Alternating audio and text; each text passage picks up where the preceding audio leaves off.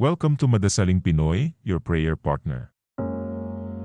Ngayon po ay Sabado ng ikatlong linggo sa karaniwang panahon.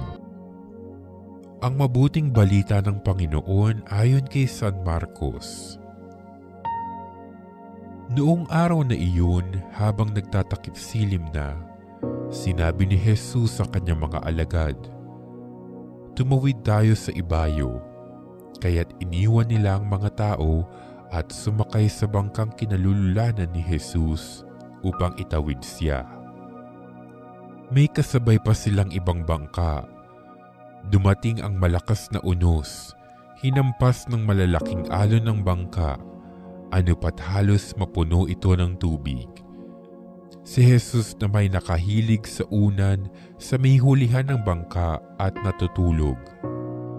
Ginising siya ng mga alagad. "Guro," anila, "di ba ninyo alintana? Lulubog na tayo."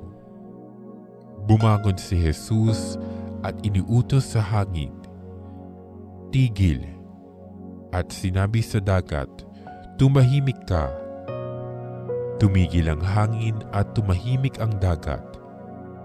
Pagkatapos, sinabi niya sa mga alagad, "Bakit kayo natatakot? Wala pa ba kayong pananalig?" Sinidlan sila ng matinding takot at panggigilalas at nagsabi sa isa't isa, "Sino nga kaya ito at sinusunod maging ng hangin at ng dagat?"